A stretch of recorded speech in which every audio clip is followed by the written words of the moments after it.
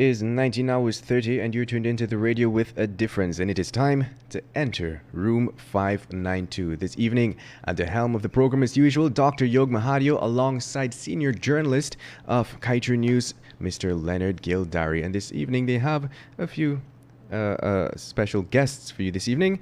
But in the meantime, let's start it off. Good evening, gentlemen. Good evening. Good evening. How are you doing?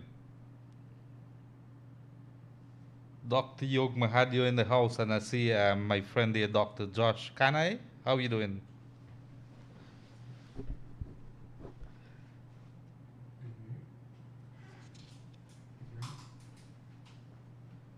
Yes, good afternoon.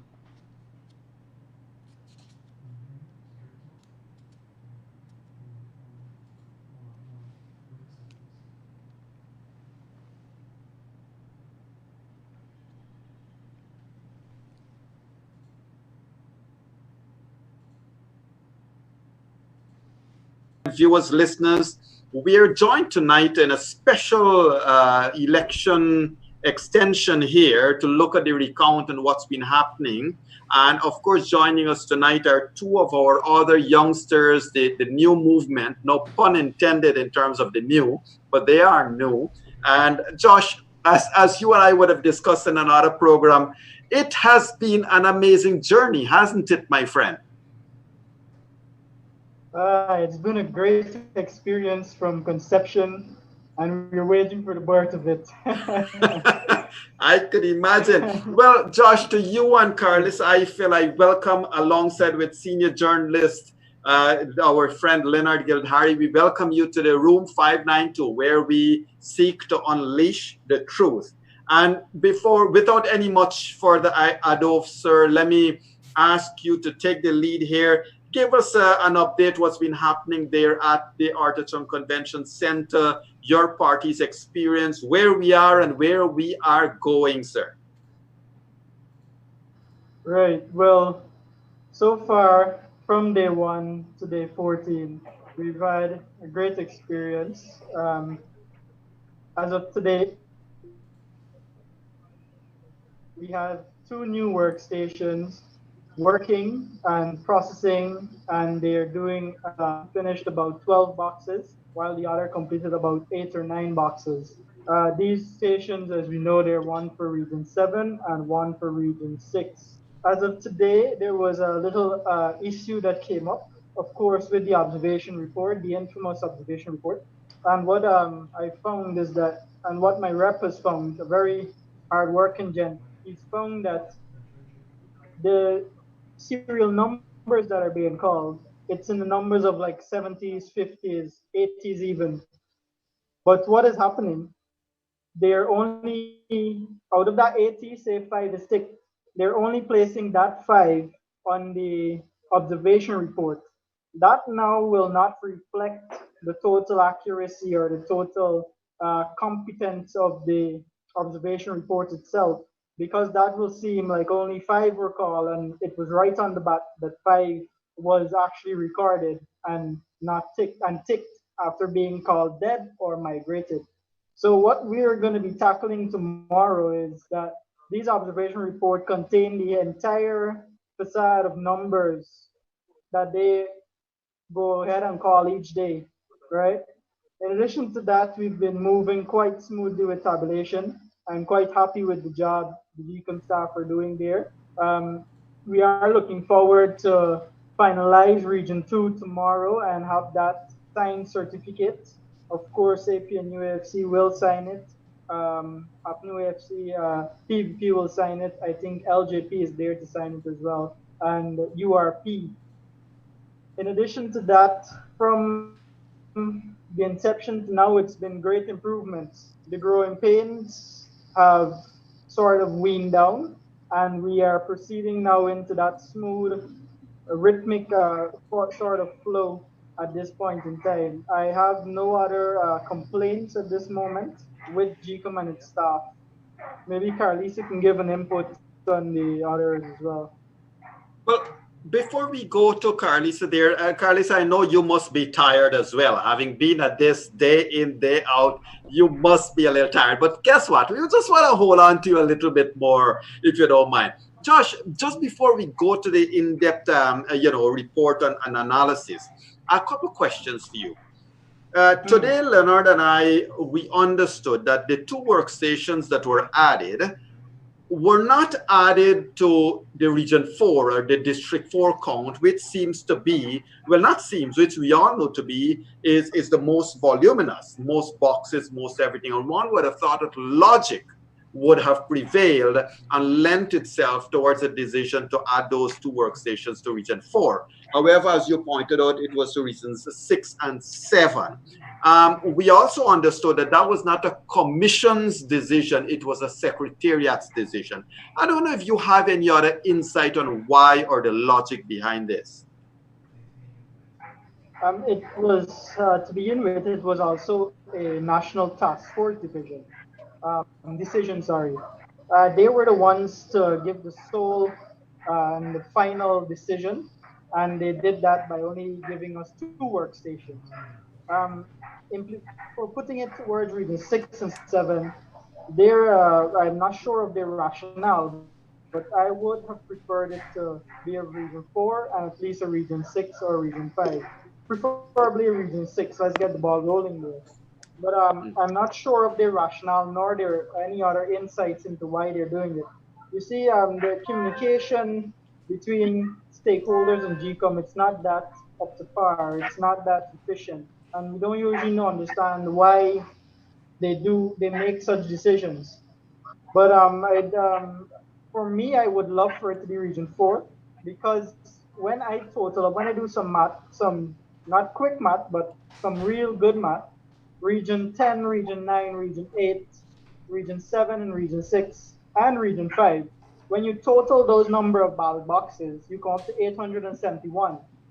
As of today, I believe, I'm not the figure may be off by a 10 or 20, hoping it's 10. Region 4 only has done about 200 boxes.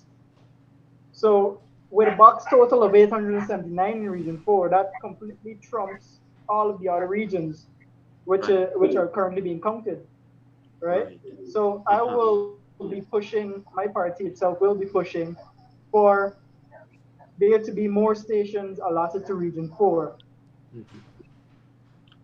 Right. And Carlisa, we want to come to you. Tell us of your, I mean, this is obviously not necessarily your first time in politics, but this is probably both of your first time in this type of politics. I mean, nobody expected Guyana to be where it is today. Carlisa, tell us a little bit about your experience. What is it like to be in those workstations day in, day out, and how confident, how do you feel about the process? Are you feeling confident? Are you looking towards a light at the end of the tunnel? Tell us a little bit about your mindset. Stations, so it's a different. Go ahead. Yes, well, I've worked several stations, so I have several different experiences. Some supervisors like heed to your suggestions, while some may feel like I'm the boss. I do what I feel like doing here or so. They do not heed to, what you're saying. Another thing with it is that this is my first experience in a recount, most of Guyane's first experience doing a recount. And the process at times, it can be a bit stressful with the countless objections that they're having. Sometimes you want to know if it's a recount or if it's an audit. So that is one of the things that, we have to really differentiate and let GECOM make a decision if they're going to look at all these objectives, if they make sense. Because, the allegations that persons are coming up with, it needs a court or something to solve that. You need to provide evidence for that. So that's saying that now at this recount, to me, the process will take a little longer than we expect. And Carlisa, in terms of your experience there, aside from all the egos and some people want to cooperate and some do not, what are the revelations that has come out of the recount that has really made you say wow, or what is the wow moment that you can share with this nation that has really caused you to open your eyes at the processes and what's happening in Guyana's elections? Well, first, remember one side was saying that this was a free and fair election. It was a clear process. It was clean. But now that they're finding all these discrepancies that are yet to be proven, it's a wow, because it's like you were accepting this and now you're not accepting it. And then there are one and two things where some persons' ballots are being found in other parties' envelope. That has happened across the board. That's not really a big issue, but the issue with the discrepancies that persons are finding and the frivolous excuses, it's cause to be an alarm. Right. Josh, today Mr. Mahipal was in an interview, and I kind of found his interview very interesting. You know, it seemed, looking at the face of his interview, Josh, which I'm sure you might not have had time to listen to, but looking at the face of interview, one would want to draw a number of conclusions. But the man clearly said that when you pick everything out, that the objections they're making is based on field report and based on them being told by persons in the villages that these persons have migrated and but we also said is that it's GECOM's call to require a proof to their claims or not. Your comments on that, Josh? Well, I had a bit of a peeper to Mr. Mahesh or Ganesh. Ganesh Mahipal. Mahipal. Nanipal, right? I had a bit of a look at it, and his field reports don't say anything of significance. They have no weight. So at this point in time, it's nothing of significance to this recount process, and I'm stressing on the word recount, because a recount, as it clearly states, is one whereby we go back to the ballot boxes and we count the votes, right? Mm-hmm. The idea of what this is completely off. It's completely, and it makes it worse to me, in my opinion, is that these are from field reports. This is from a man going around and asking a relative or a neighbor. Maybe that neighbor wouldn't even like that neighbor. And you know how it goes. And then they just decide to give information, or someone gives out information just to get rid of them, like a typical person on a Jehovah's Witness. The efficacy or the specificity and the sensitivity of such reports are, I would put them at probably 0, right? There are a lot of false negatives and a lot of a lot of false positives towards these reports. So they have no sort of weight in essence of it. GECOM at this point in time has a mandate. It has a gazetted order to take part in a recount, not an election petition. And this is what they're gearing themselves towards, or this is what they're trying to do to derail this entire process.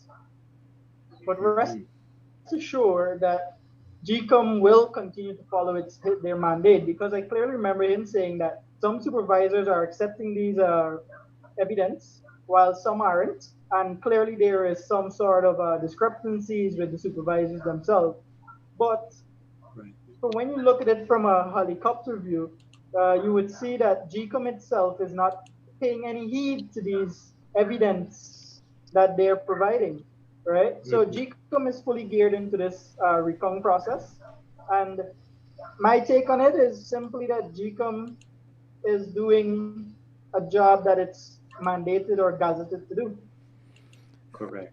And Josh, you would have been sharing a number of different screenshots, statistics on your own Facebook page, which I'm looking at presently. And these are the numbers as the count progress. You're updating them, I guess, at the end of every day? Yes, sir. I have been trying to do that. When I'm not there and I have to work, I get my diligent and hardworking staff, well, not staff, but my friends, I would call them, who helped me with this process to send me pictures. And Ms. Îfíll has been one that has been there throughout this entire process, along with my other colleagues. Right. Well, I want to come to you, Carlisa, with the following question. You have been a part of the process, and Carlisa, I say so with respect to you and Josh, who are members of the new movement in Guyana, a brand new concept of getting yourselves involved in politics. Josh and Carlisa, here is a paradigm that is affecting all of Guyana. While the recount is ongoing, we on the outside, we're looking at social media and people are killing each other over racist, absurd remarks. it's like as if people feel that the PPP is winning because there is so much Indian votes. People are forgetting that no one race dominates and can give you an absolute majority in parliament. But how do you feel, both of you, Carlisa, you first, being part of a country that seems to always digress anything to do with elections to a matter of race? How do you two feel being part of such a process? How does it affect you? Well, it affects me greatly. One, because only at election time we see this division and we get this division. When compared to cricket, we are one united family. So why do we, to me, and most times these things come down from the political parties of themselves. I lay the blame at their feet because they're the ones that really preach this division and this segregation amongst ourselves. And we, the people now, we accept this and we met out the ill treatment to our brothers and sisters. And it's so sad that we only see color and hair and texture at this point in time. When at this point in time, we should be one, we should be united to put the best leaders to lead this land, to elect the best leaders to lead this land. But instead, we fight and we don't put the best leaders there. We put them based on skin color, and that shouldn't be. Perfectly said. Well said, ma'am. Kudos to you. Josh, what's your take? Give me your experience in politics and knowing that the new parties may not have fared well because of the same devolution into race, of course, as one of the factors. How do you see yourselves going ahead? What continues to drive you, Josh, and your team members to continue with a process knowing that there is nothing in it for you at the end of the day other than your esteem, your integrity and honesty? And I must say this, probably you are the guys that has the honesty and integrity going forward, not those who have been shouting the slogan all along the trail. Over to you, Josh. We definitely do have honesty, integrity, morals, and principles by which we were brought up with. And that's the foundation where we come from. It's completely based on that. It's completely based on the idea that the government is run by the people, for the people, right? And my motivation is just the one where I have such a big vision for Guyana.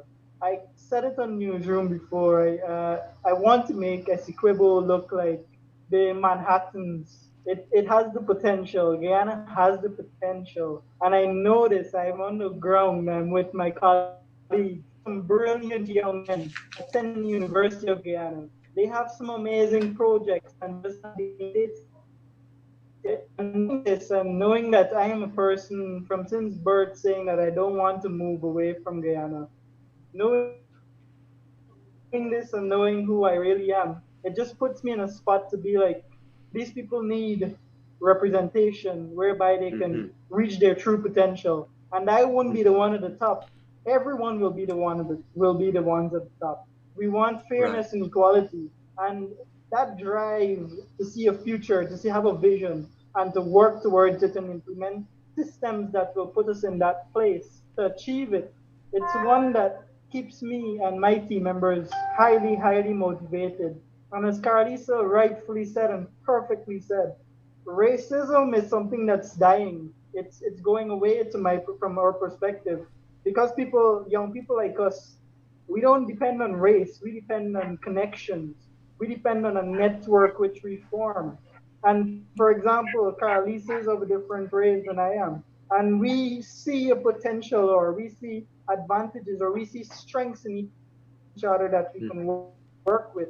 And I have some weaknesses which she can probably help me with, and vice versa.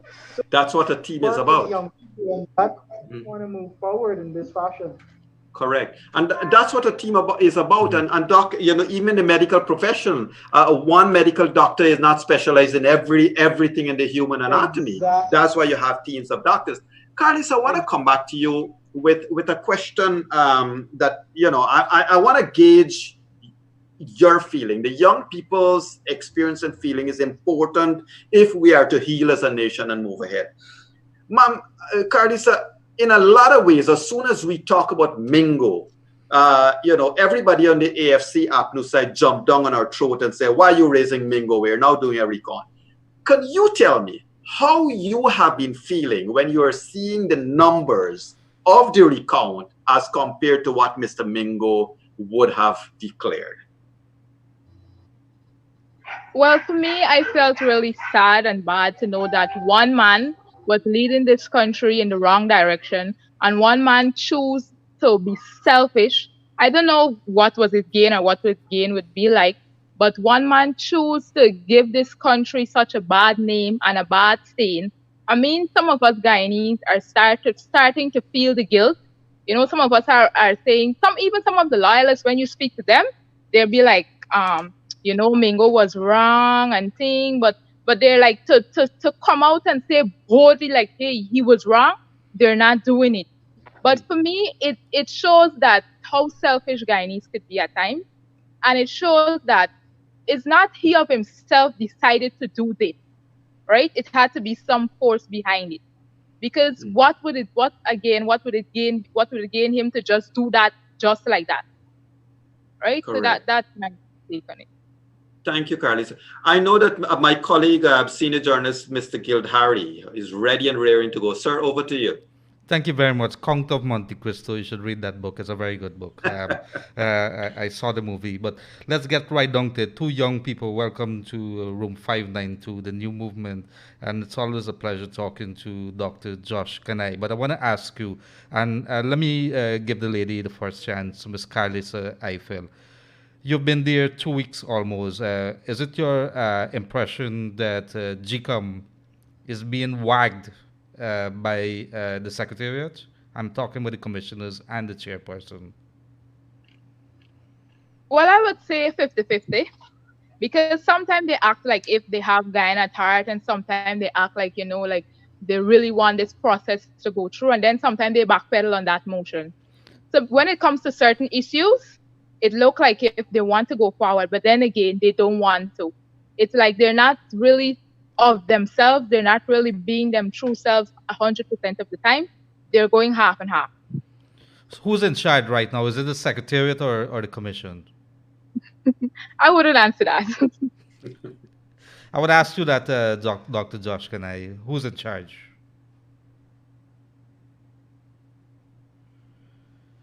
Josh there? Josh just slept away there. According to the Constitution, the Representation of the People Act, and even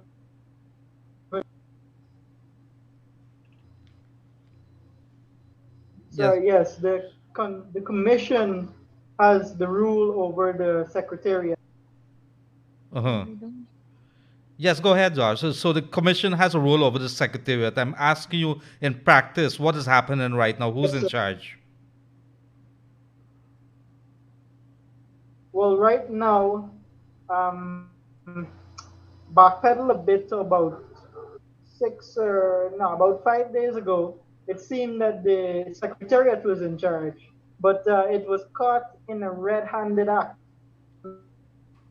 Mr. Sase Gunraj, I believe, and Mr. Ropenberger was given some directive from the CEO to come to share with us in the tabulation room. Those directives were concerning that of the Region 1, the tabulation room itself, how it's going to process and run.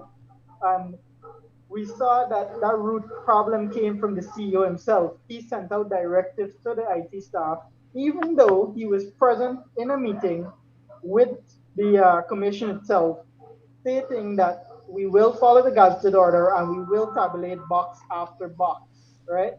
But as of this instance, as of recent activities, it seems like the commission has taken back a hold of its powers and it has been implementing it thus far. Mr. CEO, I had a bit of a chat with him today concerning that very issue I brought up earlier tonight when I spoke about the issue of today. And he said he will fix it in the morning, hopefully, and I will be diligently following that up in the morning myself. Saying that to say that he seems like he finally figured out his roles and responsibilities. And yes, and so I want to ask you two directly again. We in day 14, we just finished day 14 there. would you conclusively, or would you be able to say if in your mind that we're going to reach day 25?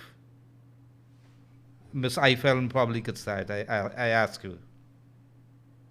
Oh, for me, yes, we will reach day 25 once both parties, or once all the parties put their best foot forward and really want to see this process continue. And maybe we can pass day 25 also. And Dr. Josh Kanhai, do you believe, based on what you're seeing right now, we're going to reach day 25? Not whether any party put the foot forward, but whether there's a will at this moment. Do you believe, but based on what you're seeing, there's a will? Well, I am always a positive individual. I lead by being positive. For me, I see that it will, and I will agree with Carlisa, it will go ahead to day 25 and probably up to day 30 from a bit of calculations I was doing. We will probably be needing about 45 days. I say this because people like myself, Mr. Schumann, and Kian Jabur has been on our toes. We've not been sitting. We've been there from morning, left a bit and get a break and then come back. Every issue that pops up within the workstations, we've come up, we've banded together, sometimes individually. We've ran behind the chairwoman herself sometimes to get these small issues fixed. And we're trying to capture them from the inception. We're trying to capture them until they become something that can possibly derail this recount process. So I'm fairly confident that myself, Kian Jabur, and Mr. Schumann, we will stay on our feet and we will stay on our toes and we will capture these issues from the inception and get them sorted. So, guys, I am positive about us reaching and more than likely completing this recount. And one last question, Yoga, before I hand you over back. Uh, uh, Based on what you just said there, you're looking at the projections based on what we have here, and based on the two new counting stations. You're saying that Guyana has to probably wait another month if you use the same formula.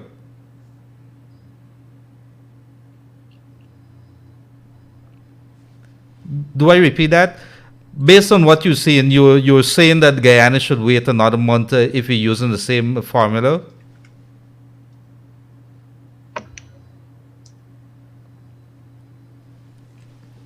I think Doc, you're getting us? Sorry, I lost you for a bit. Can you repeat, Okay. Mr. Gildarie? Yes, you said that it would probably take it would take about 45 days based on your calculation. What you saying? We in day 40 now. What you're really saying there is that we have another month to go if we're using the 12 counting stations. It's another month that we have to wait.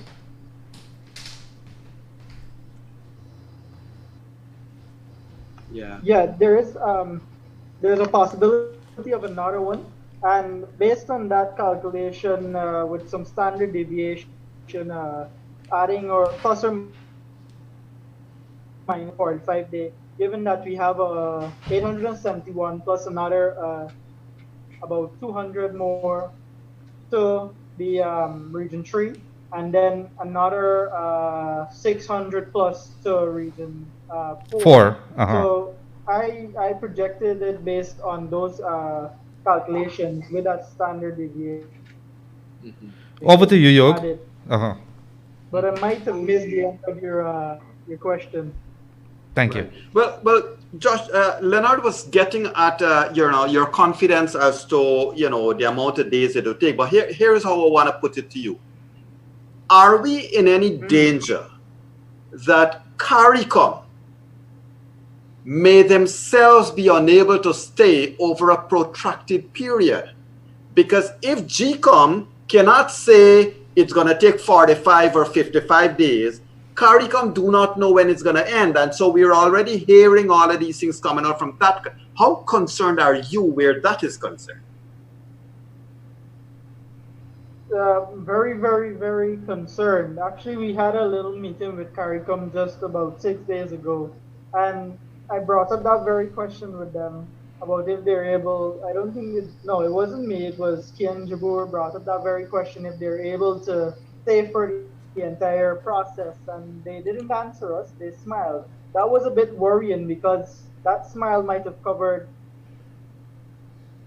them actually wanting to not share some bad news with us. Hopefully, they are willing to stay or they can stay. But what I will also be calling for is that the Carter Center be accepted or be given that permit to come into Guyana. They are the people in Guyana since the 1970s, even the 1992 election. They were there since the inception, and what they do is create a report on all the incidents that has occurred during this recount process. And I believe that those incidents that they find will conflict that dossier that was sent to the USA. And that is what they want to keep them out for, from my perspective, that is. I am calling again that the Carter Center come. The EU has persons here observing, but it's not enough. We need more. The Canadian High Commission, I saw her today. Ms. Sarah Lynch, the U.S. ambassador, I saw her as well. But we need these people on the ground to at least observe so that we can have a sort of a protective sort of feeling to say, whereby we know that we're not the idiots or we're not the only ones coming up with these rigorous or these stupid ideologies of riggers and persons trying to bully us, right? We have written reports from persons who are not partisan. Correct. So, Josh, before I come to Carlisa once more, here's my last question to you, Josh. How confident, how comfortable are you, your party, in the local observers? So the Private Sector Commission, the American Chamber of Commerce, how comfortable is your party to accept a report from these people? Dr. Yog Mahadeo, I am confident in their observation and their report. And here is why I say that. It's not any wishy-washy, for lack of a more, just want to put it in that Guyanese perspective. It's not no wishy-washy person coming into these stations for a local observer. It's persons who are intelligent and persons who have called spade a spade out in public, and persons who can take back an accurate report, and persons who can see that there's some sort of jiggery pokery, as I usually call it, going on in these counting stations. So they will document and they will reveal as well. So I do place my trust in them. I wish that some young gents like Dr. Yasu Prasad should be involved in this process as well. He is a very credible individual, but I doubt he would want to get involved. Persons like yourself, Dr. Yog Mahadeo, you should get involved, and people will know that your information is credible. And the observer there, Mr. Dago, and I forget a few others, Roshan Khan, they're there and they're credible individuals in today's society who will call spade a spade. And I want all Guyanese to know that they can depend on it. Correct. Well, thank you for that. And I'll tell you one of the reasons, and this is an announcement to our viewers and listeners too. One of the reasons I asked you that, Doc, is I have invited the local observers to join us in room 592 and to tell this nation what they have observed and what report they could share with this nation. And to viewers and listeners, we're hoping to have that discussion with the local observers on Friday night in room 592. Tomorrow, Doc and Carlisa, tomorrow we are actually going to be joined in this room 592 by Commissioner Vincent Alexander, and we're going to hear his perspectives on how he sees it from his side of defense, of course. Carlisa, I have a question that, you know, would represent questions maybe in a lot of people's minds. You have been part of this process, Carlisa. How is it, or what's your reaction when you are listening to some of the objections that is being raised by any of the political parties in the room, especially objections relating to people who are not living in Guyana? How do you feel about that, Carlisa? And what has been your reaction?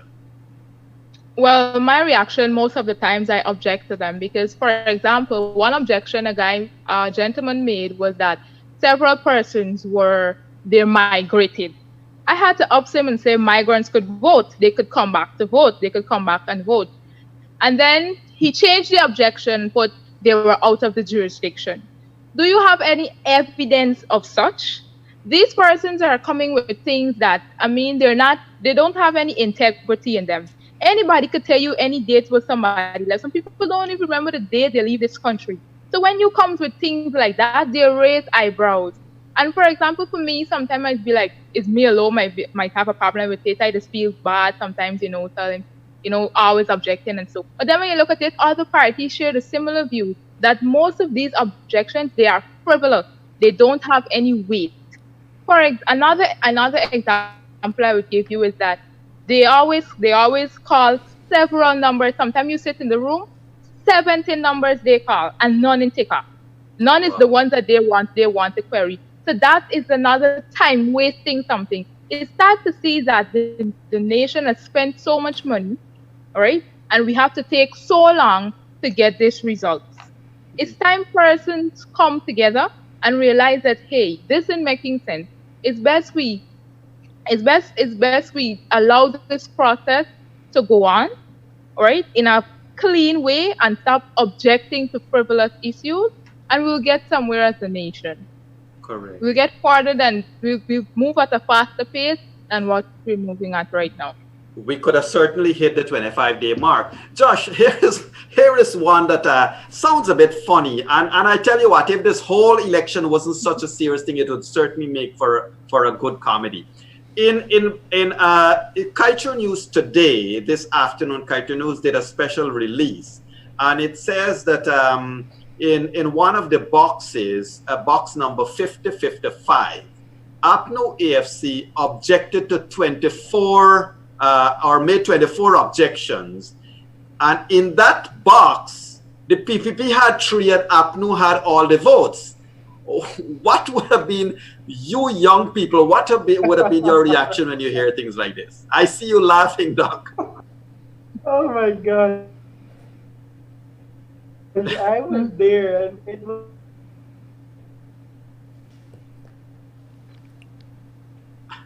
I'm sorry, we're losing you, Doc. It was absurd. Josh is laughing there. It was Yes. the president, the caretaker president. But why doesn't make it? Right? But in the essence of that, we've been having some jovial times as well. To point it out, even today, my rep was telling me in Station 8, that the APNU rep was calling out so much numbers, and she ended up tapping my colleague in that workstation and say, "Help me call these numbers, please." Wow. And that was a true story, right? Wow. And then in another station, we had instances where a serial number was called and someone was like, "That's a Jehovah Witness, they do not vote." Uh-huh. So we're finding a bit of fun out of it. Right.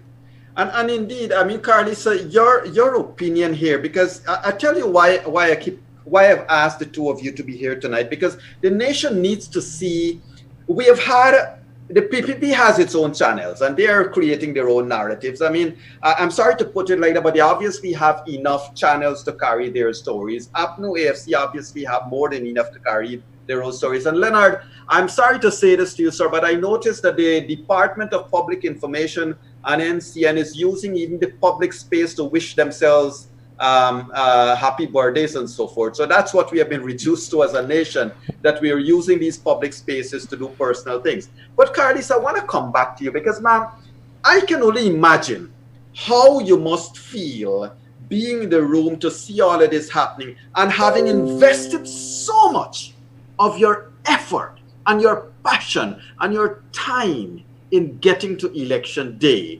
Now, my question is this. What has been your rapport like with the other people in your workstation, the APNU people, the PPP people, the other parties? What has your rapport been like? Has it been healthy? Has it been accusatory? How has it been?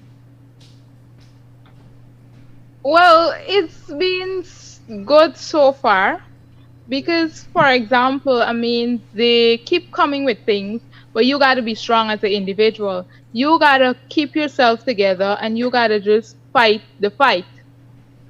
Mm-hmm. Well, I want to ask. Yes, I want to go jump in ahead. here. So you sitting in the room there, Josh is sitting there, Carlisa is sitting there, and somebody says, "Look, I object to those people voting for me." What do you say to something like that? Do you keep a straight face? No, it depends. Sometimes they come with the objection and it be funny, like they're not serious. And then on other times it is be serious. And there's times I stand my ground. I said, look, this is a frivolous thing, let's not waste time. And sometimes they come with objections and they know in themselves that they know to themselves that this is wrong, but they want to see commissioner. They want to take it so far to waste time. So sometimes you really got to keep your cool, because if you really were with them, every time they come at it, the police might got to do his work. And on a more serious And note, just on a more serious note to you too, and I would love to hear the answers from you. You've been seeing a couple of things from March the 2nd onwards, and especially with the walkouts of the diplomats and so on. As of today, where you're sitting, and they'll probably be hoping for a resolution to this entire system, this process that we have here. Would you recommend charges against officials of GECOM, and who would face those charges, or who should? Îfíll, Miss Îfíll, let's start with Well, you. me, I would recommend. Yes, I would recommend putting them before the courts and let the judges do their work and see where they're guilty. And whoever is guilty, let him face the penalty. Because whosoever was carrying this nation way back in time, that I don't think any time added more would Um, erase such bad work that they were doing. Mr. Kanhai, Dr. Kanhai, your thoughts. Who should be charged and placed before the court? First one on the list, Mr. Mingo himself, the man who has took it upon himself to give one side more votes than they have deserved. Took it upon himself to give Guyanese like myself that opportunity to come against each other, right? It's someone like him that needs to be placed as an example or be made an example. Other persons proven to be wrong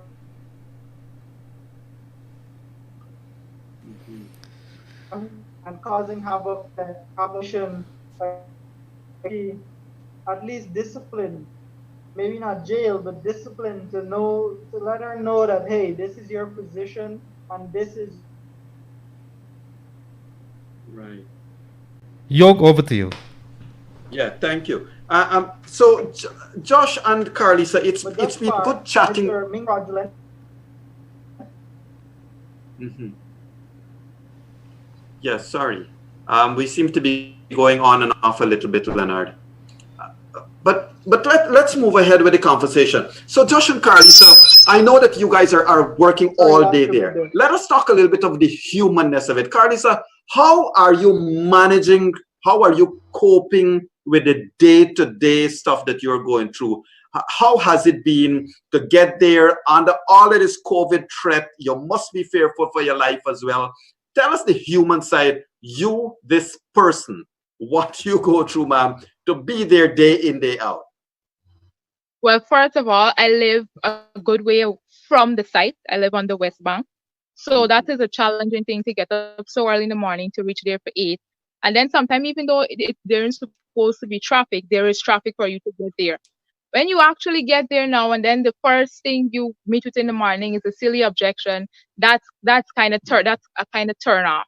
And then in the nights now it's be hectic because there'd be no, I use public transportation. No public transportation is running. You gotta catch a taxi. And sometimes the drivers are so unpolite and so, I mean, it is take a lot of stress on you and so, but as time goes by, you get accustomed to it. You're tuned to it and you know how to, I just handle it well. And sometimes they don't even, people come with certain negative attitude, you greet them with a smile. You was like, you're prepared for this. You expect this. So that's how I go through. Understood. And Josh, before we come to our wrap-up time, I want to throw this last one at you. You know, recently, within the last couple of days, Mr. Granger, President Granger, visited the site. And of course, he commandeered I mean, I have no problem with him meeting the commission, and he commandeered the building opposite the recount center and so forth. Sir, what was your thoughts? What's your party's position after his visit? Did you see any change? Did you see anything to say his visit added to the impetus and helped it? And finally, there is this accusation that the People's Progressive Party has made that it was after his visit that a certain young man was then placed in charge of a particular station and end up slowing it down. What are your and Carlisa's response to those things and your comments, please? Mr. Well, the ex-caretaker president, we should call him, he did visit and he did have a meeting with the chairwoman and CEO with deputy as well. My problem with that is why wasn't the commission involved in that meeting, right? If you want transparency, why was it a leaked photo, right? And they keep putting themselves in these positions for people to call them out on these deeds that they're conducting themselves with, right? In addition to that, Mr. People are calling him thief, but the gent has a name. The young man he has been placed as a supervisor for a station right after. I'm not sure if that was because of the directives Mr. Gray chairwoman, etc. But this young man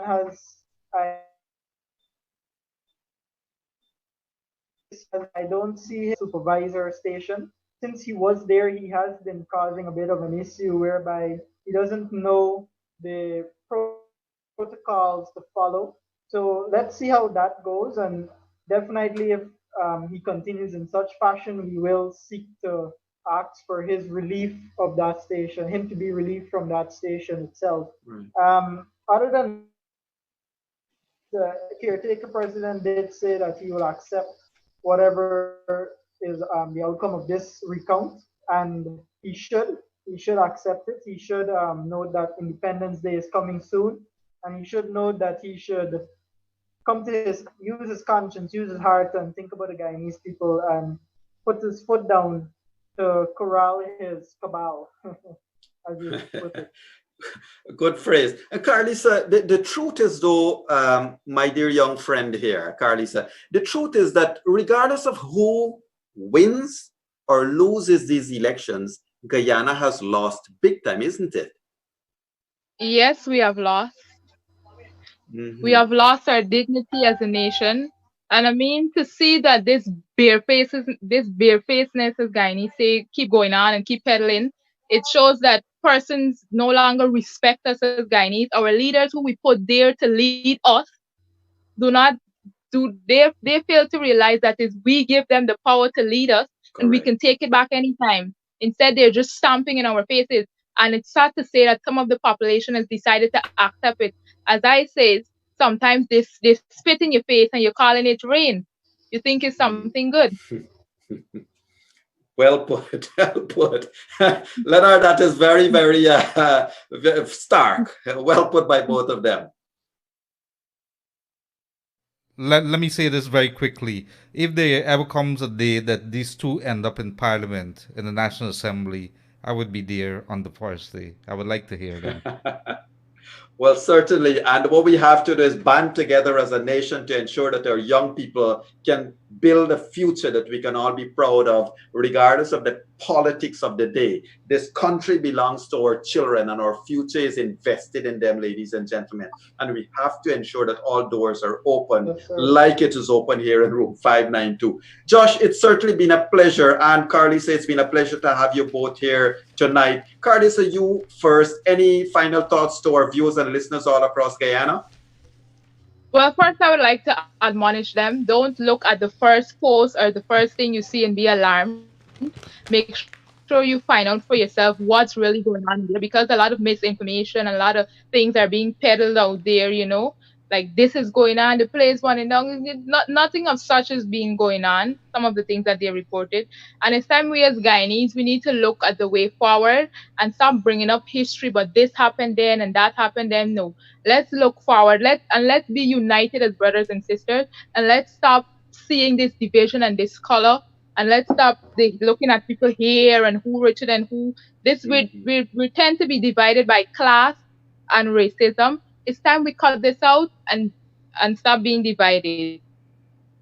Wonderful. Well said, Carlisa. Hats off to you. Josh, your final thoughts, sir, as we bring our program to its conclusion tonight.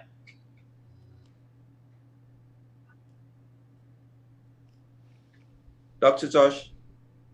Well, first off, I want to thank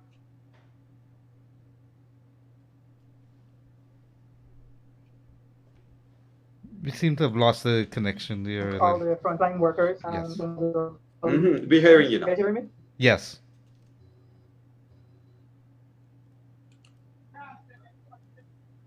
Hi. All right. So, yeah, and I would love to thank all those who are on my team sacrificing their time and their efforts to come to this process and recount the votes of Guyana. I want to put to the you must not give up hope. You must always keep looking. Those who look to bring a negative mentality to you or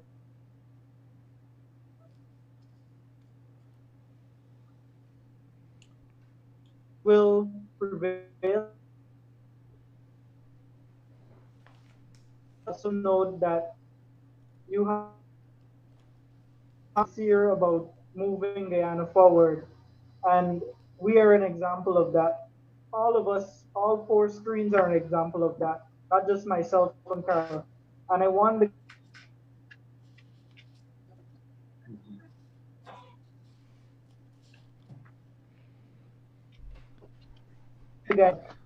it's everyone has the same color of blood when we withdraw blood from you, and I want you to look as everyone as your brother and sister. Of course. Right? Please do not call each other out.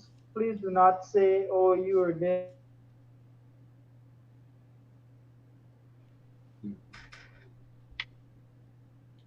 Correct. Thank you. Right.